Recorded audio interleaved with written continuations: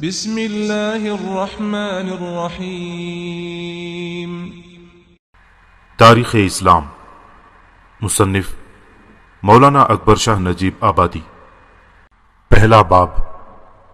بسم اللہ الرحمن الرحیم، نحمدہ ونصلی علی رسولہ الکریم۔ ملک عرب۔ ملک عرب کا کچھ نہ کچھ تذکرہ شروع میں اس لیے ضروری ہے کہ آن حضرت صلی اللہ علیہ وسلم عرب کے مشہور شہر مکہ مکرمہ میں پیدا ہوئے اور دوسرے مشہور شہر مدینہ منورہ میں آپ صلی اللہ علیہ وسلم نے ہجرت فرمائی اور وہی اسلامی سلطنت کا ابتدائی دارالسلطنت قرار پایا۔ یہی ملک عرب ہی وہ ملک ہے جو حضور صلی اللہ علیہ وسلم کی زندگی میں قریباً سب کا سب مسلمان ہو چکا تھا۔ عرب شوکت اسلام کی ابتدائی جلوہ گاہ ہے۔ اسی ملک عرب کی زبان میں کامل وحی اور آخری آسمانی کتاب نازل ہوئی جو تمام ملکوں، تمام قوموں اور قیامت تک تمام زبانوں کے لیے مکمل ہدایت ہے۔ اسی ملک عرب سے ہر 4 سمت ساری دنیا میں اسلام کی روشنی پھیلی اور اسی ملک عرب میں خانہ کعبہ ہے جس کی طرف ہر سال دنیا کے ہر ملک اور ہر خطے سے مسلمان کھینچے چلے جاتے ہیں اور میدان عرفات میں سب مل کر اللہ رب العزت کی حمد و ثنا اور مناجات و دعا میں مصروف نظر آتے ہیں، جہاں شاہ و گدا سب کی ایک حالت ہوتی ہے اور خالق ارض و سما کی عظمت و کبریائی قلوب پر طاری ہو جاتی ہے۔ یہی ملک عرب ہے جو تمام دنیا پر غالب ہوا اور ساری دنیا کے لیے مشعل راہ اور چراغ ہدایت بنا تھا۔ محل وقوع اور تقسیم ملکی۔ ایشیا کے نقشے میں جنوب کی جانب ہندوستان سے مغرب کی طرف ایک بہت بڑا مستطیل نما جزیرہ نما نظر آتا ہے۔ اسے جزیرۃ العرب یا ملک عرب کہتے ہیں، جس کی حدود و اربع یہ ہیں: مشرق میں خلیج فارس اور بحر عمان، جنوب میں بحر عرب یا بحر ہند، مغرب میں بحر قلزم اور نہر سوئز، شمال میں ملک عرب کا رقبہ 12-13 لاکھ میل مربع ہے، جس میں 4-5 لاکھ میل مربع کے قریب خالص ریگستانی اور غیر آباد رقبے شامل ہیں۔ سب سے مشہور ریگستان الربع الخالی یا الدھنا کے نام سے موسوم ہے، جس کا رقبہ 2.5 لاکھ میل مربع ہے اور وسط عرب میں مائل بجنوب و مشرق واقع ہے۔ اس ریگستان عظیم کے شمال میں الحصایہ بحرین کا صوبہ ہے، جو خلیج فارس کے ربع خالی کے شمال و مشرق میں عمان کا صوبہ ہے، جس کا دارالصمد اور مشہور شہر مسقط ہے۔ یہ صوبہ بحر عمان کے ساحل پر واقع ہے۔ ربع خالی کے جنوب و مشرق میں حضرت موت اور مہرہ کے صوبے ہیں، جو بحر عرب اور بحر ہند کے ساحل پر واقع ہیں۔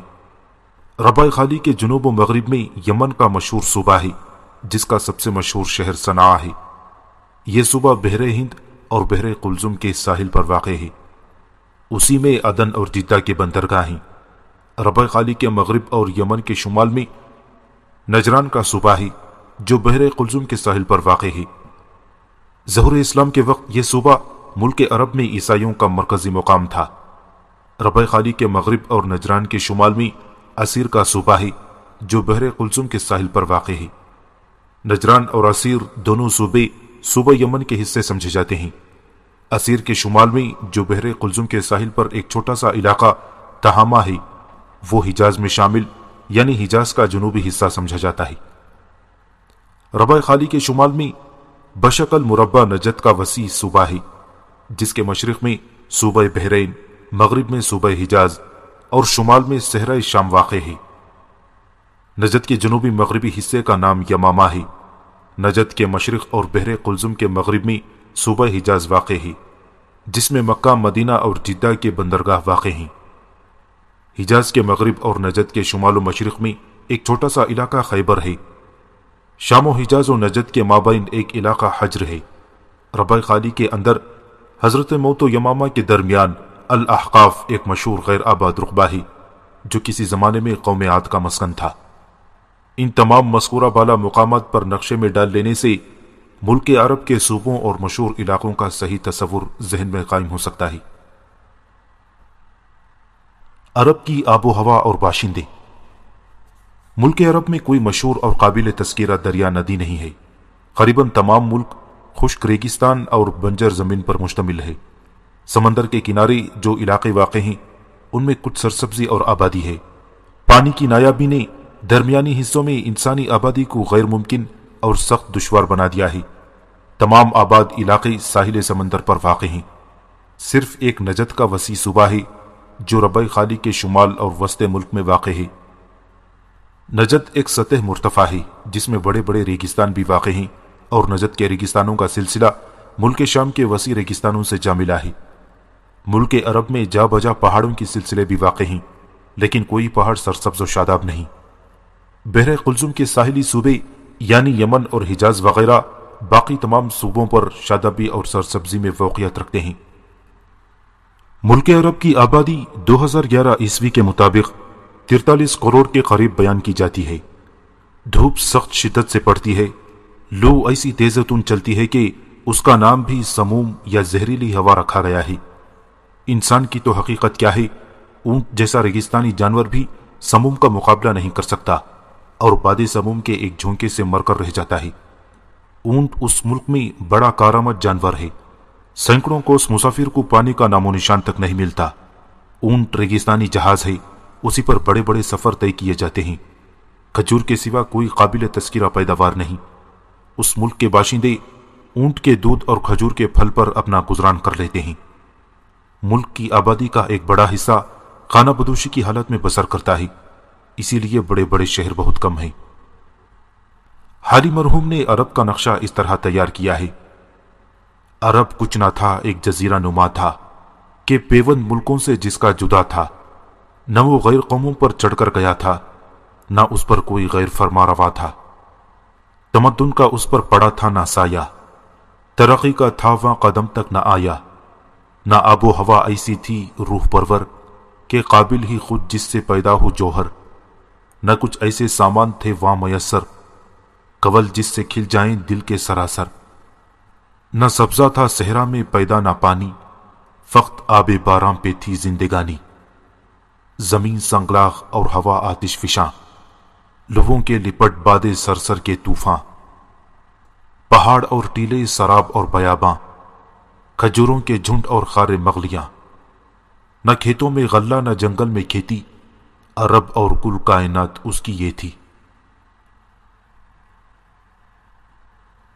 عرب کی قدیم قومیں۔ ملک عرب میں قدیم سے سام بن نوح علیہ السلام کی اولاد آباد رہی ہے۔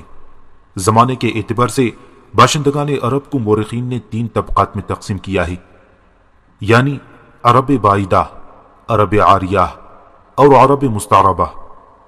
بعض نے عاربہ اور مستعربہ کو ایک ہی قسم قرار دے کر عرب بعیدہ اور عرب باقیہ 2 ہی قسمیں قرار دی ہیں۔ عرب بعیدہ سے وہ قومیں مراد ہیں جو سب سے قدیم زمانے میں ملک عرب کے اندر آباد تھیں، اور وہ سب کی سب ہلاک ہو گئیں۔ ان کی نسل اور کوئی نشان دنیا میں باقی نہیں رہا۔ عرب باقیہ سے مراد وہ قومیں ہیں جو ملک عرب میں پائی جاتی ہیں۔ ان کے بھی 2 طبقات ہیں جو عاربہ اور مستعربہ کے نام سے موسوم کیے گئے ہیں۔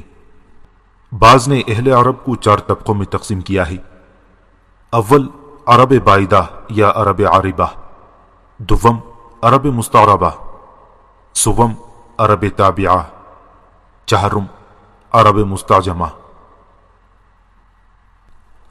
عرب بعیدہ ان سب سے قدیم باشندوں کے مختلف قبائل تھے جن کے نام عاد، سمود، ابیل، امالقہ، تسم، جدیس، امیم، جرہم، حضر موت، حضور، عبد السقیم وغیرہ ہیں۔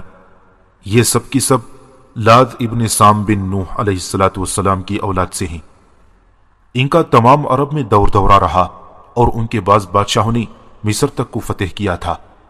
ان کے تفصیلی حالات تاریخوں میں نہیں ملتے، لیکن نجد و احقاف و حضر موت اور یمن وغیرہ میں ان لوگوں کی بعض عمارات اور آثار قدیمہ، بعض پتھروں کے ستون، بعض زیورات، بعض سنگ تراشیاں ایسی موجود ملتی ہیں جن سے ثابت ہوتا ہے کہ اپنے زمانے میں یہ لوگ خوب طاقتور اور صاحب روب و جلال ہوں گے۔ ان قبائل میں عاد بہت مشہور قبیلہ ہے۔ یہ قوم ارض احقاف میں رہتی تھی۔ عاد ابن عوس ابن ارم ابن سام، جس کے نام سے یہ قوم مشہور ہوئی، عرب کا سب سے پہلا بادشاہ تھا۔ اس کے 3 بیٹے شداد، شدید اور ارم تھے۔ جو یکے بعد دیگرے سلطنت کرتے رہے۔ علامہ زمخشری نے اسی شداد ابن عاد کی نسبت لکھا ہے کہ اس نے صحرائے عدن میں مدینہ ارم بنوایا تھا، مگر اس مدینہ ارم یا باغ ارم کا کوئی نشان کہیں نہیں پایا جاتا۔ قرآن کریم میں بھی ارم کا ذکر آیا ہے، لیکن اس سے مراد قبیلہ ارم ہے، نہ مدینہ ارم یا باغ ارم۔ قبیلہ ارم غالباً اسی قبیلہ عاد کا دوسرا نام تھا، یا قبیلہ عاد کی ایک شاخ تھا، یا قبیلہ عاد قبیلہ ارم کی ایک شاخ تھا۔ اللہ تعالیٰ فرماتا ہے، أَلَمْ تَرَ كَيْفَ فَعَلَ رَبُّكَ بِعَادٍ إِرَمَ ذَاتِ الْعِمَادِ الَّتِي لَمْ يَخْلُقْ مِثْلَهَا فِي الْبِلَادِ۔ کیا تم نے اس بات پر نظر نہیں کی کہ تمہارے پروردگار نے عاد ارم کے لوگوں کے ساتھ کیا برتاؤ کیا، جو ایسے بڑے قد آور تھے کہ قوت جسمانی کے اعتبار سے دنیا کے شہروں میں کوئی مخلوق ان جیسی پیدا نہیں ہوئی۔ مسعودی نے لکھا ہے کہ عاد سے پیشتر اس کا باپ آس بھی بادشاہ تھا۔ اسی خاندان کے ایک بادشاہ جبرون ابن سعد ابن عاد ابن عوس نے دمشق کو تاخت و تاراج کیا اور سنگ مرمر اور قیمتی پتھروں سے ایک مکان بنوایا تھا جس کا نام اس نے ارم رکھا تھا۔ ابن عساکر نے بھی تاریخ دمشق میں جبرون کا ذکر کیا ہے۔ قبیلہ عاد یا قوم عاد کی طرف حضرت ہود علیہ السلام جو قوم عاد پر اللہ تعالیٰ کی طرف سے پیغمبر بن کر مبعوث ہوئے، اس کی قوم نے نافرمانی کی راہ اختیار کی اور عذاب الہی سے ہلاک ہوئی۔ یہ ذکر قرآن مجید میں مفصل مذکور ہے۔ عاد کے بعد عبیل، عمالقہ، ثمود، ابن زخم وغیرہ قبائل کی حکومتیں رہیں، یہاں تک کہ بعرب بن قحطان نے ان کا خاتمہ کر کے دوسرا دور شروع کیا۔ قبیلہ ثمود یا قوم ثمود کی طرف حضرت صالح علیہ السلام مبعوث ہوئے۔ قوم ثمود مقام حجر میں رہتے تھے۔ تسم اور جدیس دونوں قبیلوں کا مقام یمامہ تھا، اور عمالقہ کا مقام تہامہ، قبیلہ جرہم کا مقام یمن تھا۔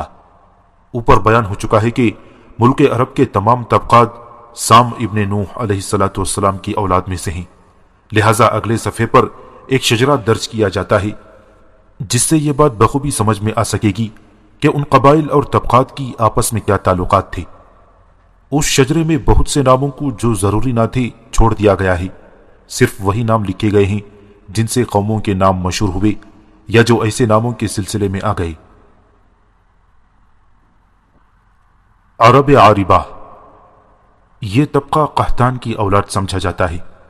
قحطان سے پیشتر نوح علیہ السلام تک قحطان کے بزرگوں میں کسی کی زبان عربی نہ تھی۔ قحطان کی اولاد نے عربی زبان استعمال کی اور یہ زبان عرب بائدہ سے حاصل کی۔ قحطانی قبائل دو حصوں میں منقسم ہیں، ایک یمینیہ، دوسرا اسبائیہ۔ قحطان کے نسب میں علماء نے بہت اختلاف کیا ہے۔ بعض کہتے ہیں کہ عابر بن شالخ بن ارقشد بن سام بن نوح کا بیٹا اور فانے اور یقتن کا بھائی تھا، لیکن توریت میں اس کا تذکرہ نہیں ہے۔ ہاں، ایک فانے اور یقتن کا ذکر توریت میں موجود ہے۔ بعض کا خیال ہے کہ یقتن کا ہی معرب قحطان ہے، یعنی جس کو یقتن کہا گیا ہے وہی قحطان ہے۔ بعض کا خیال ہے کہ یمن بن قیدار بن اسماعیل علیہ السلام کا بیٹا قحطان تھا۔ ابن حشام کا قول ہے کہ یارب ابن قحطان کو یمن بھی کہتے تھے اور اسی کے نام سے یمن کا ملک موسوم ہوا۔ اگر قحطان حضرت اسماعیل علیہ السلام کی اولاد سے ہے تو پھر کل اہل عرب بنی اسماعیل علیہ السلام ثابت ہوتے ہیں، کیونکہ عدنان اور قحطان دو ہی شخص تمام قبائل عرب کے مورث اعلیٰ ہیں، مگر وہ زیادہ محقق اور زیادہ قابل قبول یہی قول ہے کہ قحطان اور یقتن ایک ہی شخص کے دو نام ہیں اور قحطانی قبل بنی اسماعیل نہیں ہے۔ عرب عاربہ یا قحطانی قبائل میں بعض بڑے بڑے بادشاہ گزرے ہیں اور تمام جزیرے نما عرب پر یہ لوگ مستولی رہے۔ یارب ابن قحطان نے عرب بائدہ کی رہی سہی تمام نسلوں اور نشانیوں کا خاتمہ کر دیا تھا۔ بنی قحطان کا مختصر اور ضروری شجرہ نسب اس طرح بیان کیا جاتا ہے۔ قحطانی قبائل کا اصلی مقام اور قدیمی وطن یمن سمجھا جاتا ہے۔ ان میں حمیری وازدی قبائل بہت مشہور اور نامور سمجھے جاتے ہیں۔ قبائل ازدی میں شہر سبا اور جنوبی عرب کی حکومت رہی۔ انہوں نے ملک یمن کی آبادی اور سرسبزی میں خاص طور پر کوششیں کی۔ انہی میں ملکہ بلقیس تھی جو سلیمان علیہ السلام کی معاصر تھی۔ انہی میں ملوک تبعیہ ہوئے جو یمن اور حضر موت وغیرہ پر حکمران تھے۔ قبائل ازد میں سے ایک قبیلے نے مدینہ کی طرف آ کر سکونت اختیار کی اور وہاں اپنی حکومت قائم کر لی۔ خزاعہ نے مکے کی طرف توجہ کی اور وہاں آ کر قبیلہ جرہم کو جو پہلے سے آباد و متصرف تھا شکست دے دی۔ ازد کا بیٹا تہامہ کے علاقے میں آباد ہوا۔ خزاعہ کا ایک بیٹا عمران عمان کی طرف جا کر آباد ہوا، اس کی اولاد ازد عمان کے نام سے موسوم ہوئی۔ دوسرا غسان شام کی سرحد پر جا کر آباد ہوا اور سرحدی قبائلی کو محکوم بنا کر اپنی حکومت قائم کر لی۔ یمن میں قحطانی سلاطین کی حکومت 7ویں صدی عیسوی تک قائم رہی۔ غسان کی قحطانی حکومت روم کی سرحد سے ملتی تھی اور حیرہ کی قحطانی ریاست سلطنت فارس کی ہمسایہ تھی۔ ظہور اسلام کے وقت قحطانی قبائل خوب طاقتور اور تمام ملک عرب پر مستولی تھے۔ عرب مستعربہ، اس طبقے سے مراد بنو عدنان یا اولاد اسماعیل علیہ السلام ہیں۔ یہ لوگ ملک عرب میں باہر سے آباد ہوئے، اس لیے ان کو عرب مستعربہ یا مخلوط عرب کا خطاب دیا گیا ہے۔ حضرت ابراہیم علیہ السلام کی مادری زبان عجمی یا فارسی زبان تھی۔ حضرت اسماعیل علیہ السلام کو حضرت ابراہیم مع ان کی والدہ ہاجرہ کے جب مکہ مکرمہ ملک حجاز میں چھوڑ گئے تو انہوں نے قحطان قبیلہ جرہم سے جو مکہ مکرمہ میں آباد ہو گئی تھی عربی زبان سیکھی، اور آئندہ یہی عربی زبان آل اسماعیل کی زبان بن گئی۔ حضرت اسماعیل کی عمر 15 سال کی تھی کہ ان کی والدہ حضرت ہاجرہ کا انتقال ہو گیا۔ والدہ کے فوت ہونے کے بعد حضرت اسماعیل نے ارادہ کیا کہ مکے سے ملک شام کی طرف کسی دوسرے مقام پر چلے جائیں گے، مگر قبیلہ جرہم نے آپس میں مشورہ کر کے ان کو اس ارادے سے باز رکھا اور ان کا نکاح عمارہ بنت سعید بن اسامہ بن عقیل سے خاندان عمالقہ میں کر دیا۔ چند روز کے بعد حضرت ابراہیم علیہ السلام اس طرف تشریف لائے اور ان کے اشارے کے موافق حضرت اسماعیل علیہ السلام نے اس بیوی کو طلاق دے کر قبیلہ جرہم میں سیدہ بنت مزاز بن عمرو سے نکاح کر لیا۔ ان واقعات کے بعد پھر ارشاد الہی کے موافق حضرت ابراہیم علیہ السلام اور حضرت اسماعیل علیہ السلام نے حضرت آدم علیہ السلام کے زمانے کے بنیادوں پر خانہ کعبہ کی تعمیر کا کام شروع کر دیا کہ حضرت ابراہیم تو جڑائی کا کام کرتے تھے اور حضرت اسماعیل گارا اور پتھر اٹھا اٹھا کر دیتی تھی، اور دونوں بزرگ یہ دعا کرتے تھے ربنا تقبل منا انک انت السمیع العلیم۔ جب دیوار کسی قدر بلند ہوئی اور تعمیر کے کام میں دقت ہوئی تو حضرت ابراہیم علیہ السلام ایک پتھر پر کھڑے ہو کر کام کرنے لگے۔ یہ وہی مقام ہے جس کو مقام ابراہیم کہتے ہیں۔ خانہ کعبہ جب قریب تیاری کے پہنچا تو حضرت ابراہیم نے حضرت اسماعیل سے کہا کہ کسی اچھے پتھر کا ٹکڑا لاؤ تاکہ مقام رکن پر رکھ دوں، جس سے لوگوں کو امتیاز باقی رہے۔ چنانچہ حضرت اسماعیل حضرت جبرائیل علیہ السلام کی رہبری میں جبل بوقبیس سے حجر اسود کو اٹھا لائے اور حضرت ابراہیم کے اس مقام کو رکن پر رکھ دیا۔ حجر اسود یہی ہے جس کا طواف کے وقت بوسہ لیا جاتا ہے۔ خانہ کعبہ کی تعمیر کے بعد حضرت ابراہیم علیہ السلام اور حضرت اسماعیل علیہ السلام ان لوگوں کو جو آپ پر ایمان لا چکے تھے ہمراہ لے کر مقامات مینا و عرفات کی طرف گئے، قربانی کی اور خانہ کعبہ کا طواف کیا۔ بعد ازاں حضرت ابراہیم ملک شام کی طرف چلے گئے اور تا حیات ہر سال خانہ کعبہ کی زیارت اور حج کو آتے رہے۔ خانہ کعبہ کی تعمیر کے بعد حضرت ابراہیم علیہ السلام کو بیٹے کے ذبح کرنے کا حکم ہوا تھا۔ حضرت اسماعیل علیہ السلام نے آخر تک مکہ مکرمہ ہی میں سکونت رکھی۔ قبلہ بنی جرہم، ان کو جرہم ثانی کہتے ہیں، مکہ مکرمہ میں اور قبیلہ عمالقہ اطراف مکہ میں سکونت پذیر تھا۔ یہ وہ عمالقہ نہیں ہے جو عرب بعیدہ میں شامل ہیں۔ انہی قبیلوں کے کچھ لوگ حضرت اسماعیل پر ایمان لائے تھے، کچھ بدستور اپنے کفر و الحاد پر قائم رہے۔ حضرت اسماعیل کی وفات بروایت تورات 137 سال کی عمر میں ہوئی۔ آپ کی وفات کے بعد آپ کے 12 بیٹے موجود تھے جن کی نسل اس قدر ترقی کی کہ مکے میں نہ سما سکے اور تمام ملک حجاز میں پھیل گئے۔ کعبے کی تولیت اور مکہ مکرمہ کی سیادت بنی اسماعیل سے مسلسل متعلق رہی۔ حضرت اسماعیل علیہ السلام کی نسل میں ان کے بیٹے قیدار کی اولاد میں ایک شخص عدنان ہوئے۔ عدنان کی اولاد بنی اسماعیل کے تمام مشہور قبائل پر مشتمل ہے اور اسی لیے عرب مستعربہ بنی اسرائیل کو عدنانی یا آل عدنان کہا جاتا ہے۔ عدنان کے بیٹے کا نام معد اور پوتے کا نام نزار تھا۔ نزار کے 4 بیٹے تھے جن سے تمام عدنانی قبائل پھیلنے لگے، اسی لیے عدنانی قبائل کو معدی یا نزاری بھی کہتے ہیں۔ بعض عدنانی قبائل کے نسبی تعلقات کا حال شجرے سے سمجھ میں آ سکتا ہے۔ عدنانی قبائل میں ایاد، ربیعہ اور مزر بہت مشہور ہوئے۔ ان میں بھی ربیعہ اور مزر زیادہ نامور ہیں۔ شرف اور عزت میں یہ دونوں ایک دوسرے کے مد مقابل تھے۔ قبائل مزر کے مشہور قبیلہ کنانہ میں فہر بن مالک تھے جن کو قریش بھی کہتے ہیں۔ قریش کی اولاد میں بہت سے قبائل ہوئے جن میں بنی سہم، بنی محزوم، بنی حماہ، بنی تمیم، بنی عدی، بنی عبدالدار، بنی زہرہ، بنی عبد مناف زیادہ مشہور ہوئے۔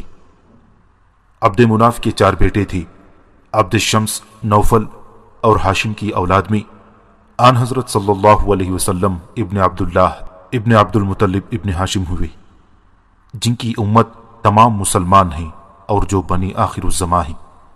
انہی کی امت کے حالات اس کتاب میں بیان کرنا مقصود ہے۔ عبد شمس کے بیٹے امیہ تھے جن کی اولاد بنی امیہ کہلائی جاتی ہے۔ عدنانی قبائل جس زمانے میں خزاعہ سے مغلوب ہو کر اور مکہ چھوڑ کر نکلے تو مختلف مقامات میں پھیل گئے۔ بنی بکر بحرین میں، بنی حنیفہ یمامہ میں، بنی تغلب سواحل فرات میں، بنی تمیم الجزیرہ میں، بنی سلیم مدینہ کے نواح میں، بنی ثقیف طائف میں، بنی آزر کوفہ کے مغرب میں، بنی کنانہ نے تہامہ میں جا کر بدوباش اختیار کی۔ مکے اور اس کے نواح عدنانیوں میں سے صرف قبائل قریش رہ گئے، لیکن ان کے آپس میں بھی کوئی اتفاق اور نظم نہ تھا، سب متفرق تھے۔ قصی بن کلاب نے سب کو متفق و متحد کیا تھا۔ قصی بن کلاب نے جو 5ویں صدی عیسوی میں تھے، قبائل قریش میں اتفاق پیدا کر کے نہ صرف مکہ مکرمہ بلکہ تمام ملک حجاز پر اقتدار حاصل کر لیا تھا۔ خانہ کعبہ کی تولیت اب پھر آل عدنان میں آ گئی۔ قصی نے خانہ کعبہ کی مرمت کی اور اپنے لیے محل بنوایا جس کا ایک بڑا کمرہ لوگوں کے جمع ہو کر مشورے کرنے کے کام آتا تھا۔ اس کا نام دار الندوہ رکھا گیا تھا۔ دار الندوہ میں بیٹھ کر قصی کاروبار حکومت انجام دیتے اور قریش کے سردار مشورے کے لیے جمع ہوتے تھے۔ قصی نے یہ بھی تجویز کیا کہ حج کے موقع پر 3 دن تک حاجیوں کو کھانا کھلایا جائے اور تمام قریش اس کے اخراجات کے لیے آپس میں چندے سے رقم جمع کریں۔ غرض یہ کہ قصی کو مکے اور حجاز میں دینی اور دنیاوی دونوں قسم کا اقتدار حاصل تھا۔ 480 عیسوی میں قصی راہی ملک بقا ہوئے اور ان کا بیٹا عبدالدار اپنے باپ کی جگہ مکے کا حاکم تسلیم کر لیا گیا۔ عبدالدار کی وفات کے بعد اس کے پوتوں اور اس کے بھائی عبد مناف کے بیٹوں میں حکومت کے لیے فساد برپا ہوا، لیکن مکے کے با اثر لوگوں نے بیچ میں پڑھ کر فیصلہ کیا کہ عبد مناف کے بیٹے عبد شمس کو آب رسانی، چندہ یا ٹیکس کی وصولی اور حاجیوں کی میزبانی کا کام سپرد ہو۔ عبدالدار کے پوتوں کو فوجی انتظام کعبہ کی حفاظت اور دار الندوہ کی نگرانی کا کام سپرد کیا جائے۔ چند روز کے بعد عبد مناف کے بیٹے عبد الشمس نے اپنے چھوٹے بھائی ہاشم کو اپنی حکومت اور تمام حقوق دے دیے۔ ہاشم اپنی تجارت، دولت اور سخاوت کی وجہ سے اہل مکہ میں بہت ہردل عزیز تھے۔ انہوں نے قریش کو تجارت کی ترغیب دینے اور تجارت کے ذرائع پیدا کرنے سے بہت فائدہ پہنچایا تھا۔ عبد المطلب کی وجہ تسمیہ۔ ہاشم نے مدینے کے ایک سردار کی لڑکی سے شادی کی۔ اس کے بطن سے ایک لڑکا پیدا ہوا جس کا نام شیبہ رکھا گیا۔ یہ لڑکا ابھی بچہ ہی تھا کہ ہاشم کا انتقال ہو گیا اور ان کا بھائی مطلب مکے کا حکمران ہوا۔ ہاشم کا بیٹا شیبہ مدینے میں پرورش پاتا رہا۔ جب مطلب کو معلوم ہوا کہ ہاشم کا بیٹا جوان ہو گیا ہے تو وہ اپنے بھتیجے کو لینے کے لیے خود مدینہ گیا۔ جب مطلب اپنے بھتیجے شیبہ کو لے کر مکے میں داخل ہوا تو یہاں کے لوگوں نے غلطی سے یہ سمجھا کہ یہ نوجوان مطلب کا غلام ہے۔ مطلب کو جب اس غلط فہمی کا حال معلوم ہوا تو انہوں نے لوگوں سے کہا کہ یہ میرا بھتیجا اور ہاشم کا بیٹا ہے، مگر لوگ اس کو عبد المطلب ہی کے نام سے پکارتے تھے۔ آخر شیبہ بن ہاشم کا نام عبد المطلب بھی مشہور ہو گیا۔ عبد المطلب کے اخلاق، عزت و شہرت سب اپنے باپ ہاشم کا نمونہ تھے۔ امیہ کے بیٹے حرب کو عبد المطلب کا اثر و اقتدار گراں گزرا۔ اور اس نے بھی اپنے باپ کی طرح عبد المطلب کو مقابلے کے لیے دعوت دی۔ دستور کے موافق اس مرتبہ بھی منصف مقرر ہوا اور اس نے فیصلہ عبد المطلب ہی کے حق میں دیا۔ اس فیصلے نے بنی امیہ اور بنی ہاشم کے درمیان عداوت کو اور بھی بڑھا دیا۔ عبد المطلب کے زمانے میں حبش کی فوج نے اپنے ایک سردار ابرہہ کی زیر کمن چڑھائی کی۔ یہی فوج اصحاب فیل کے نام سے موہوم ہوئی، جو قدرتی اور آسمانی عذاب سے ہلاک و برباد ہوئی۔ قریشی قبائل کے نسبی تعلقات کا حال مذکورہ شجرے سے سمجھ میں آ جائے گا۔ عبد مناف کا خاندان۔ عبد مناف تمام ملک عرب میں سب سے زیادہ شریف و کریم تسلیم کیے جاتے تھے۔ ان کے بعد ان کے بیٹے بھی شرفاء عرب میں سب پر فوقیت رکھتے تھے۔ عبد مناف کا اصل نام مغیرہ تھا، ان کو قمر اور سید بھی کہتے تھے۔ چونکہ ان کے بھائیوں کے نام عبد الدار اور عبد العزیٰ تھے، اس لیے ان کو عبد منات کے نام سے پکارنے لگے۔ پھر عبد منات سے ان کا نام عبد مناف مشہور ہو گیا۔ عرب کے اخلاقی حالات۔ ملک عرب جیسا کہ اوپر بیان ہو چکا ہے، قدیم سے سامی خاندانوں کا گہوارہ رہا ہے۔ طبقہ اولا یعنی عرب بعیدہ کے حالات بہت ہی کم معلوم ہو سکے ہیں، اور ان سے یہ اندازہ نہیں ہو سکتا کہ عرب بعیدہ کی اخلاقی حالات اپنے ہم اثر اقوام عالم کے مقابلے میں کیا تھی۔ تاہم یہ قیاس ضرور کیا جا سکتا ہے کہ اس کے ابتدائی زمانے میں جبکہ ربع مسکون پر انسانی آبادی تعداد و نفوس کے اعتبار سے بہت کم ہوگی، عموماً سب کی اخلاقی حالت ایک ہی درجے کی ہوگی۔ بنی اسماعیل کے عروج و ترقی سے پیشتر اور عرب بعیدہ کے بعد قحطائی عربوں کے دورے میں عرب کے اندر بہت سی حکومتوں اور سلطنتوں کا پتہ چلتا ہے، لیکن کسی زمانے میں بھی کوئی ایک سلطنت تمام ملک عرب پر قابض و متصرف نہیں ہوئی۔ صوبے صوبے میں علیحدہ علیحدہ حکومتیں قائم تھیں، اور ان میں بعض زیادہ مشہور بھی تھیں۔ تاہم ملک کے اندر آزاد گروہ خانہ بدوشی کے عالم میں اینٹوں پر اپنے خیمے اور چولہا داریاں لادے ہوئے سفر کرتے اور پھرتے ہوئے دیکھے جاتے رہے ہیں۔ سبزہ پانی ضروریات زندگی کی نایابی نے اہل عرب کو ہمیشہ آوارہ اور سرگرداں، اور اس مدامی سفر نے ان کو ہمیشہ جفاکش اور مستعد رکھا۔ ضروریات زندگی کی کمی نے ان کے تمدن کو ترقی کرنے نہیں دی، اور ان کی معاشرت میں کوئی نمایاں اور اصلاح اور قابل تذکرہ تغیر واقع نہ ہوا تھا۔ مشاغل کی کمی اور مناظر کی ایک رنگی نے ان کی فرصتوں کو بہت وسیع اور فارغ اوقات کو بہت طویل کر دیا تھا۔ ریگستانوں کی وسعت و کثرت، پیداوار، ملکی اور قیمتی اشیاء کی پابیدگی، آبادیوں اور شہروں کی قلت نے کسی بیرونی فتح مند قوم اور ملک گیر بادشاہ کو ملک عرب کی طرف متوجہ نہ ہونے دیا۔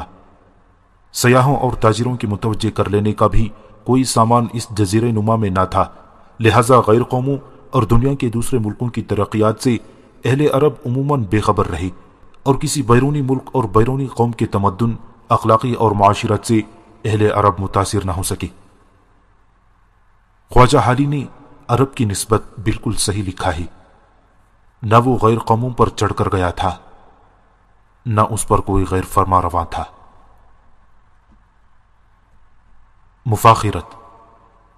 ان حالات میں ظاہر ہے کہ اہل عرب کے اندر دو ہی چیزیں خوب ترقی کر سکتی تھیں، ایک شعر گوئی جس کے لیے وسیع فرصتیں اور کھلے میدانوں میں راتوں کو بیکار پڑے رہنا کافی محرک تھا، دوسرے حفاظت خود اختیاری کی مسلسل مشق اور صعوبت کشی کی عادت نے ان کو جنگ و پیکار اور بات بات پر معرکہ آرائی اور زور آزمائی کا شوقین بنا دیا تھا۔ آپس میں معرکہ آرائیوں کے میدان گرم رکھنے کے سبب وہ خود ستائی اور باہمی تفاخر کی جانب بھی زیادہ مائل ہو گئے تھے۔ فخر کے لیے بہادری اور سخاوت دو مضمون بہت دلچسپ تھے۔ بیکاری اور شاعری نے ان کو عشق بازی اور ان کے عمرہ کو شراب خوری کی طرف بھی متوجہ کر دیا تھا۔ بہادری اور سخاوت نے ان کو اعلیٰ درجے کا مہمان نواز اور قول و قرار کا پکا بنا کر مستحق تکریم بنا دیا تھا۔ جوا، تیر اندازی، مشاعرے، مفاخرت، مسابقت وغیرہ ان کے دل بہلانے کے مشاغل تھے۔ غرض کے عرب والوں کے اخلاق ملک عرب اور اس کی آب و ہوا نے بے ساختہ طور پر مرتب کر دیے تھے۔ عرب بعیدہ کی طرف حضرت ہود علیہ السلام، حضرت صالح علیہ السلام وغیرہ کئی نبی مبعوث ہوئے، اور ان انبیاء کی نافرمانی کا نتیجہ یہ ہوا کہ وہ تمام ہلاک و برباد ہوا۔ دوسرے طبقے یعنی قحطائی عربوں کی طرف بھی بعض ہادی مبعوث ہوئے، اور اہل عرب بہت کم ان کی طرف متوجہ ہو سکے۔ چنانچہ نافرمانیوں اور سرکشیوں کی پاداش میں بار بار ان پر بھی ہلاکتیں وارد ہوئیں۔ اس ملک کے باشندوں کی سرکشی اور آزاد مزاجی نے ان کی تعلیمات انبیاء سے بھی زیادہ مستفیض نہ ہونے دی۔ حضرت ابراہیم علیہ السلام، حضرت اسماعیل علیہ السلام پر بھی اس ملک کے تھوڑے سے آدمی ایمان لائے تھے۔ دین و مذہب کے معاملے میں ان کے فخر نسب اور خود ستائی نے ان کو اپنے نسبی بزرگوں کی مدح سرائی پر متوجہ کر کے بآسانی مشاہیر پرستی پر آمدہ کر کے اور بالآخر انہی کے ناموں کے بتوں کی پوجا کا عادی بنا دیا تھا۔ بت پرستی نے ان کو اوہام پرستی اور عجیب عجیب حماقتوں میں مبتلا کر دیا تھا۔ جب قحطائی قبائل کا زور ملک میں کم ہونے لگا اور بنی اسماعیل یا عدنانی قبائل نے زور پکڑنا شروع کیا تو قبیلہ خزاعہ کی مکے پر چڑھائی اور قبیلہ جرہم کی شکست نے عدنانی قبائل کو اطراف ملک میں پریشان و آوارہ کر کے حجاز میں بنی اسرائیل کے ابھرتے ہوئے زور کو سخت صدمہ پہنچایا، اور نتیجہ یہ ہوا کہ ملک کے ہر حصے اور ہر صوبے میں عدنانی اور قحطائی قبائل کے ایک دوسرے کے ہمسر مد مقابل نظر آنے لگے، اور اس طرح تمام جزیرہ نما عرب میں آزاد و مطلق العنان چھوٹے چھوٹے قبائل کے سوا کوئی بھی بڑی اور قابل تذکرہ حکومت باقی نہ رہی۔ اگرچہ ملک عرب کی بڑی بڑی سلطنتیں بھی طوائف الملوکی سے زیادہ حیثیت نہ رکھتی تھی، اور کسی عربی بادشاہ کی حکومت اپنی رعایا پر ایسی بھی نہ تھی جیسے کہ فارس کے کسی معمولی سے جاگیردار یا اہلکار کی باشندگان فارس پر ہوتی تھی۔ تاہم اس طوائف الملوکی اور قبائل کی آزادی کے زمانے میں ملک عرب کے اندر بدتمیزیوں، ناہنجاریوں، بد اخلاقیوں نے اور بھی زیادہ تیز رفتاری کے ساتھ ترقی کی، اور یہ ترقی اپنی پوری تیز رفتاری اور زبردست طاقت کے ساتھ اس وقت تک جاری رہی جب تک اس تاریک تر ملک عرب میں آفتاب اسلام طلوع ہوا۔ اہل عرب کی بڑی تعداد خانہ بدوشی کی حالت میں رہتی تھی، اور بہت ہی تھوڑے لوگ تھے جو قصبوں اور آبادیوں میں مستقل سکونت رکھتے تھے۔ اہل عرب کو اپنے نسب کے سلسلے یاد اور محفوظ رکھنے کا بہت شوق تھا۔ آبا و اجداد کے ناموں اور کاموں کو یہ فقریہ بیان کرتے، اور اسی ذریعے سے لڑائیوں میں جوش اور بہادری دکھانے کا شوق پیدا ہوتا تھا۔ ملک کی آب و ہوا کا اثر تھا یا نسبدانی کے شوق کا نتیجہ تھا کہ اہل عرب کی قوت حافظہ بہت زبردست تھی۔ کئی سو اشعار کے قصیدے ایک مرتبہ سن کر یاد کر لینا اور نہایت صحت کے ساتھ سنا دینا ان کے لیے معمولی بات تھی۔ شاعری اور قادر الکلامی کے عام شوق نے ان کی زبان کو اس قدر ترقی یافتہ حالت تک پہنچا دیا تھا کہ وہ بجا طور پر تمام غیر عرب کو عجم یعنی گونگا کہتے تھے۔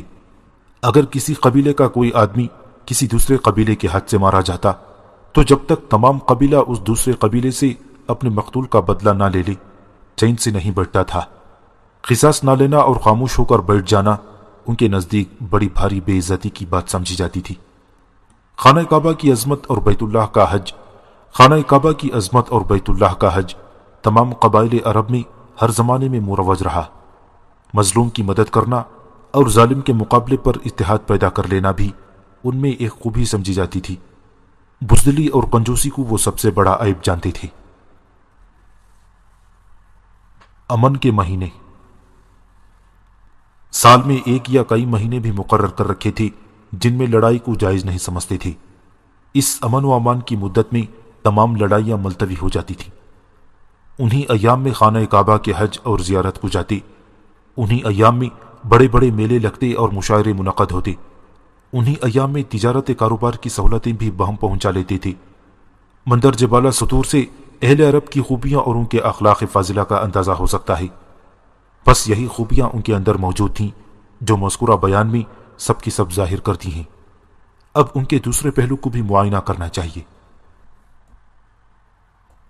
دین و مذہب ظہور اسلام سے پیشتر اہل عرب کے دین و مذہب کی یہ حالت تھی کہ بعض قبائل نہ خالق کے قائل تھے نہ جزا و سزا کے۔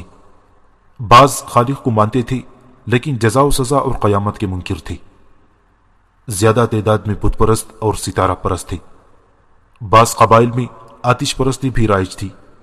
خانہ کعبہ کو بت پرستی کا مرکز بنا رکھا تھا اور 360 بت خانہ کعبہ میں رکھ چھوڑے تھے۔ شام کی طرف آ کر مدینہ اور ان کے نواح میں کچھ یہودی بھی آباد ہو گئے تھے، اور یہودیوں کی یہ آبادی حضرت موسیٰ علیہ السلام کی وفات کے چند روز بعد ہی کی تھی۔